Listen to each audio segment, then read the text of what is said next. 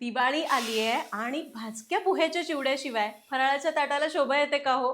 अजिबात नाही.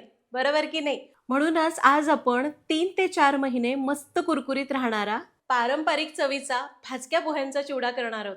त्यासाठी आपल्याला लागतील 1 किलो भाजके पोहे आणि 1 किलो पोह्यांसाठी लागेल 100 ग्रॅम रामबंधूंचा चिवडा मसाला.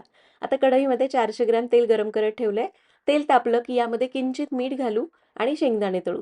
शेंगदाणे मंद आचेवर कुरकुरीत तळायचे असे काढून घेऊयात. आता फुटाण्याची डाळ घालू, ती सुद्धा मंद आचेवर मिनिटभर तळू. तिलाही शेंगदाण्यातच काढलं.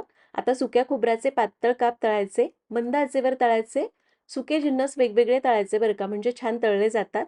खोबरं काढून घेऊया. आता काजू आणि बेदाणे शेवटी वेगवेगळे तळून घेऊ. सविस्तर साहित्यासाठी एकदा कॅप्शन चेक करा. काजू बेदाणे तळून झाले, गॅस बंद केलाय. आता उरलेल्या तेलापैकी 200 ग्रॅम तेल एका वेगळ्या पॅनमध्ये घेतलं. तेल चांगलं तापलं की यामध्ये घालायची मोहरी. मोहरी चांगली तडतडू द्या. मग यामध्ये घालायचे चवीपुरतं मीठ आणि गॅस बंद करून याला 2 मिनिटं असंच ठेवू.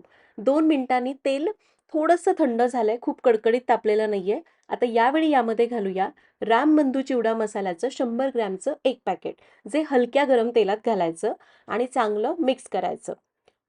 काय सुवास येतोय. आता हा मसाला तयार झालाय. तळलेले जिन्नस भाजक्या पोह्यांवर घालूया. त्याचबरोबर यामध्ये आपण तयार केलेला सगळा मसाला घालू आणि सगळं चांगलं एकजीव करून घेऊ. इथं मी कढीपत्ता, लसूण आणि मिरची सुद्धा छान तळून घातलीये, जी पूर्णपणे ऐच्छिक आहे, कारण हे सगळे फ्लेवर्स रामबंधू चिवडा मसाल्यामध्ये आधीपासूनच आहेत. याला सगळं एकजीव केलं आणि हे घ्या, मस्त कुरकुरीत पारंपरिक भाजक्या पोह्यांचा चिवडा तयार.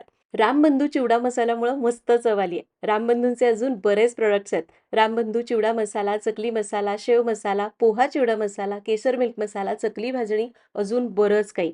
दिलेल्या वेबसाईटवरून ऑर्डर करू शकता. आत्ता सध्या 5% डिस्काउंट आहेच, पण तुम्ही जर सरिताज किचन ऑफर हा कोड वापरून हे ऑर्डर केलं तर अजून 10% म्हणजे एकूण 15% डिस्काउंट मिळणार आहे. प्रत्येक सणाच्या आनंदात एकत्र येऊया, खमंग चिवडा करूया, सण साजरा करूया. भेटूया पुढच्या भागात. शुभ दीपावली आणि हॅपी कुकिंग.